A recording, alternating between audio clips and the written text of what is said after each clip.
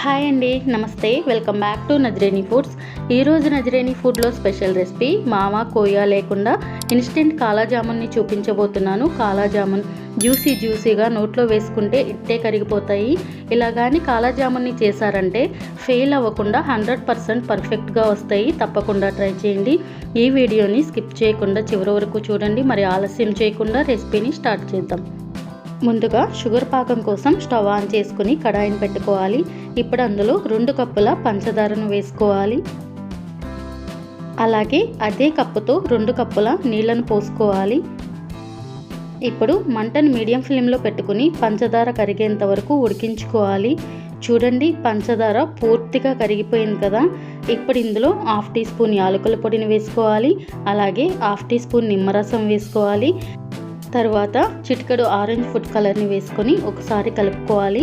మంటను మీడియం ఫ్లేమ్లోనే ఉంచి తీగపాకం వచ్చేంత వరకు ఉడికించుకోవాలండి. లైట్ తీగపాకం వస్తే సరిపోతుంది.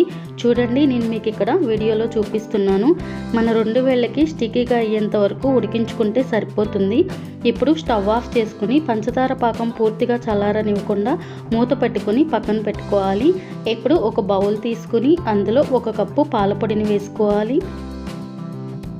తర్వాత 1 స్పూను బొంబాయి రవ్వను వేసుకోవాలి. 2 స్పూన్ల మైదాను వేసుకోవాలి. అలాగే ఒక పెద్ద స్పూన్తో 1 స్పూను నెయ్యిని వేసుకోవాలి. నెయ్యిని వేసుకున్న తర్వాత మొత్తం కలిసేంత వరకు బాగా కలుపుకోవాలి. నెయ్యి అనేది పిండిలో బాగా కలిసిపోవాలండి. చూడండి, పిండిలో నెయ్యి మొత్తం బాగా కలిసింది కదా. ఇప్పుడు ఇందులో 1/2 టీ స్పూన్ బేకింగ్ సోడాను వేసుకొని మళ్ళీ ఒకసారి కలుపుకోవాలి. ఇలా కలుపుకున్న తర్వాత 1 కప్పు కాచి చల్లార్చిన పాలను తీసుకుని పాలను కొద్దిగా పోసుకుంటూ పిండిని బాగా కలుపుకోవాలండి. పిండి అనేది మరీ గట్టిగా కాకుండా మరీ పల్చగా కాకుండా కలుపుకోవాలి.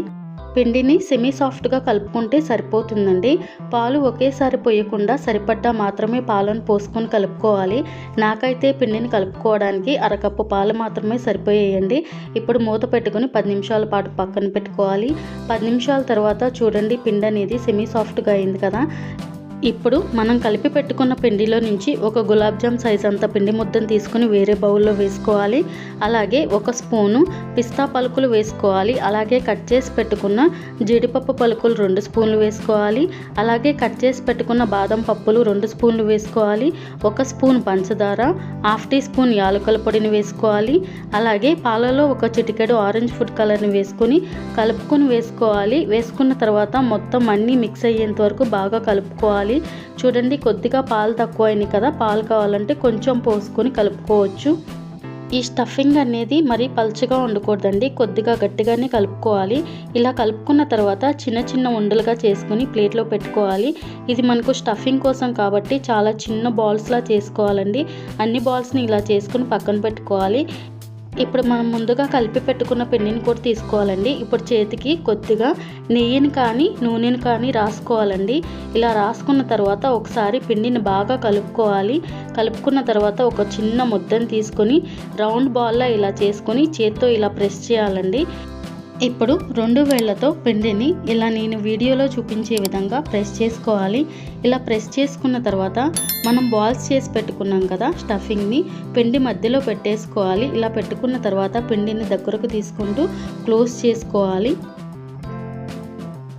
ఇలా క్లోజ్ చేసుకున్న తర్వాత చేత్తో మళ్ళీ ఒకసారి రౌండ్ బాల్లా చుట్టుకోవాలండి. ఇలా చేయడం వల్ల కాలా జామున్కి క్రాక్స్ రాకుండా ఉంటాయండి. లేదంటే చేతిని వాటర్లో డిప్ చేసుకుని రౌండ్ బాల్స్లో అయినా సరే చేసుకోవచ్చండి. ఇలా చేసిన తర్వాత చపాతీ పీట మీద అయినా సరే ఇలా రోల్ చేసుకోవాలి. చూడండి, నేను వీడియోలో చూపిస్తున్నాను కదా, ఈ విధంగా రోల్ చేసుకుంటే సరిపోతుంది. చూసారా, ఒక క్రాక్ కూడా లేదు. అన్ని బాల్స్ని కూడా ఇలాగే తయారు చేసుకుని ప్లేట్లో పెట్టుకుని పక్కన పెట్టుకోవాలండి. ఇప్పుడు డీప్ ఫ్రై కోసం స్టవ్ మీద కడాయిని పెట్టుకుని డీప్ ఫ్రైకి తగినంత ఆయిల్ వేసుకోవాలి. ఆయిల్ అనేది మరీ హీట్గా ఉండకూడదండి, మీడియం హీట్లో ఉంటే సరిపోతుంది. బాల్స్ని ఆయిల్లో వేసుకునేటప్పుడు మంటను లో ఫ్లేమ్లో పెట్టేసుకుని మాత్రమే బాల్స్ని వేసుకోవాలండి. చూడండి, అన్ని బాల్స్ని కూడా ఆయిల్లో వేసేసుకున్నాం కదా.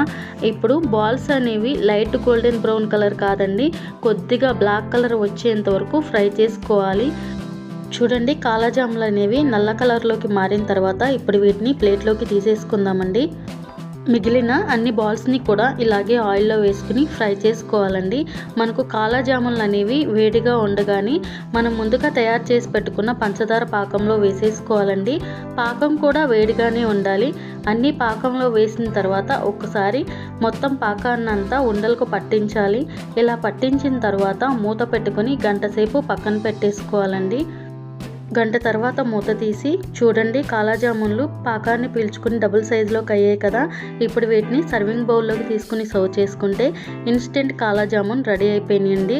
నేను మీకు ఇక్కడ ఒకటి కట్ చేసి చూపిస్తాను చూడండి. కాలా జామున్లు ఎంత పర్ఫెక్ట్గా వచ్చాయో చూడండి. ఈ కాలా జామున్ని మీరు ఒక్కసారి తప్పకుండా ట్రై చేయండి. ఈ వీడియో మీకు నచ్చినట్లయితే లైక్ చేయండి, కామెంట్ చేయండి, షేర్ చేయండి, సబ్స్క్రైబ్ చేసి పక్కనే ఉన్న బెల్ బటన్ని ప్రెస్ చేయండి.